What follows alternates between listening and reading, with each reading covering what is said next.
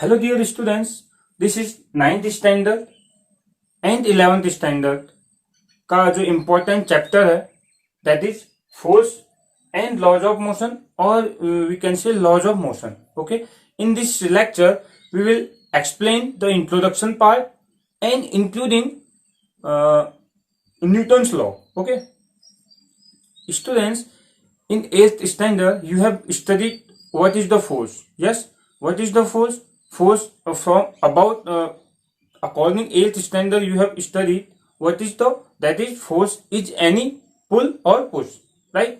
But आप class 9th में आ चुके हो तो आपका जो एक्सप्लेनेशन का जो एक मेथड एक तो लेवल है कुछ ऊपर होना चाहिए, है ना? तो what is force? Force means yes, obviously when we apply a force of an object, okay, to an object, so obviously we can pull or we can push. Okay, so it means force क्या है? Force is an external effort or we can say external influence. So what is force? Force is an external effort. If we can obviously if we apply a force to an object, so we can pull or push, obviously, है ना? तो so force क्या है? External force है. जब किसी object पे हमने एक्सटर्नल फोर्स देते हैं, इट मीन ये एक्सटर्नल फोर्स हमने, अगर मैं इस बॉल पे एक एक्सटर्नल फोर्स दूं, ओके, तो इट मीन्स ये क्या है? इसका चेंज तो इसका जो चेंज है, जो इसका रेस्ट पोजीशन है, वो तो चेंज नहीं होने वाला है. मीन्स आपका किसी ऑब्जेक्ट पे अगर आप फोर्स दें तो ये ऐसा जरूरी नहीं है कि उसका पोजीशन चेंज हो तभी फोर्स एक्सर्ट होगा. आप जस्ट ट्राई कर सकते हैं, है ना? जैसे मैं इस दीवार पर फोर्स दे रहा हूं तो इसका पोजीशन चेंज नहीं हो रहा है, राइट? तो so force is an external effort. It can change और जस्ट ट्राई टू चेंज और tends to change of state of motion of और you can say directions of moving particles और you can say dimensions में क्या आ गया? Shape और size आ गया. Okay, dimensions of the body.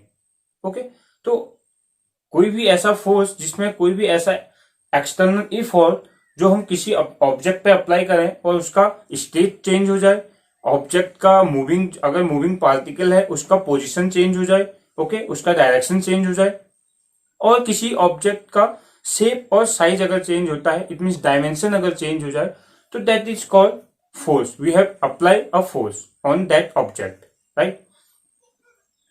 So force की एक सिंपल सी डेफिनेशन यहाँ पे भी एक्सप्लेन किया हुआ है. Any external effort in the form of pull or push that can changes or tends to change the state of motion. State of motion मैंने आपका जो भी आपका स्टेट है ना, वो इसमें स्टेट ऑफ मोशन लिख लिया है.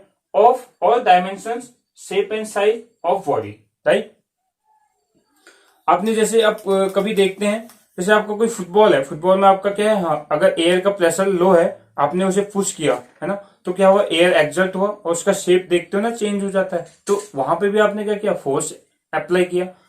आप देखते हैं मॉर्निंग टाइम में आप ब्रश करते हैं, है ना, उस टाइम पे पेस्ट पे अगर पेस्ट आप उसमें स्क्वीजिंग करते हैं, है ना, तो उस पर भी फोर्स लगता है, उसका भी शेप चेंज हो जाता है उस टाइम पे, राइट? तो that is the examples of we have applied a force, we exerted a force, right?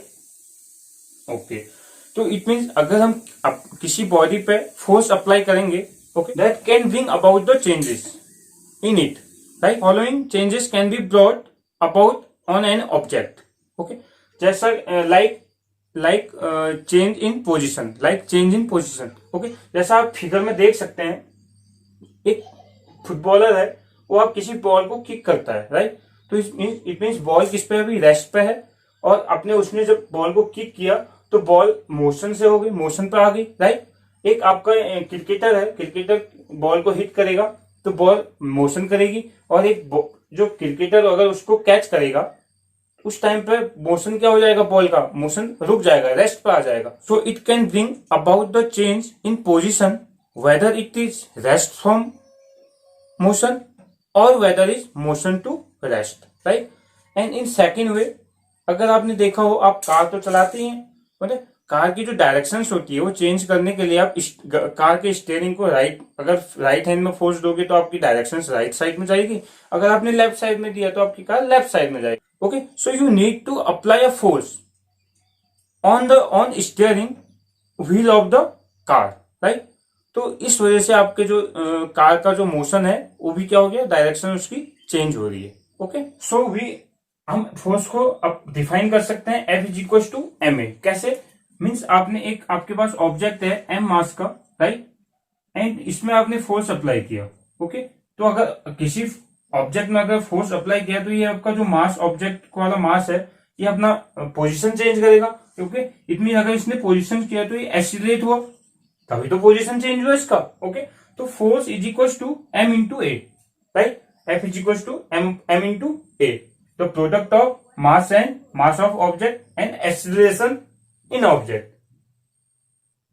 Okay, तो अब बात, when we talk about the unit of force, m mass की यूनिट क्या होती है, kg, राइट।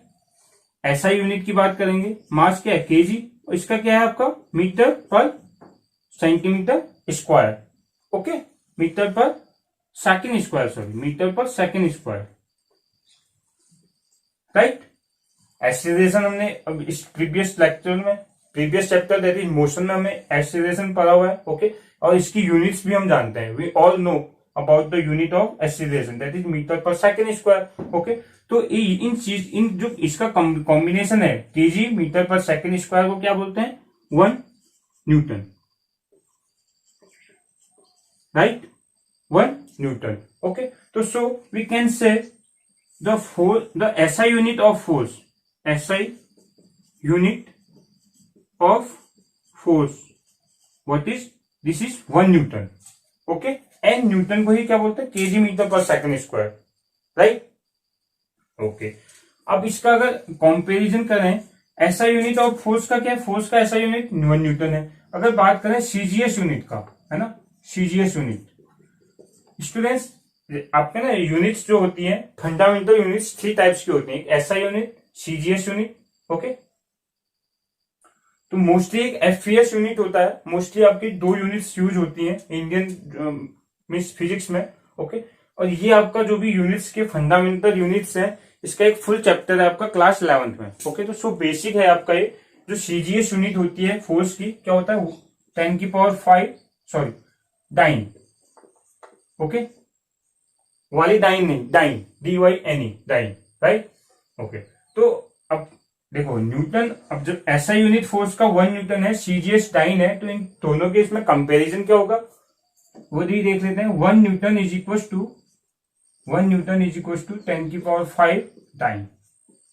ओके, ये आपकी नॉलेज, एक्स्ट्रा नॉलेज है। 1 newton is equal to 10⁵ dyne. Okay, and the force is, right, and force is vector quantity, force is vector quantity. Obviously, है ना, obviously अब देख सकते हैं ना, अगर किसी ऑब्जेक्ट में हमने फोर्स को एक्सर्ट किया, फोर्स अप्लाई किया, तो किसी ना किसी डायरेक्शन में ही तो फोर्स अप्लाई करेंगे ऑब्वियसली। तो that means force have always dependent on directions. Okay, so force is vector quantity. Okay,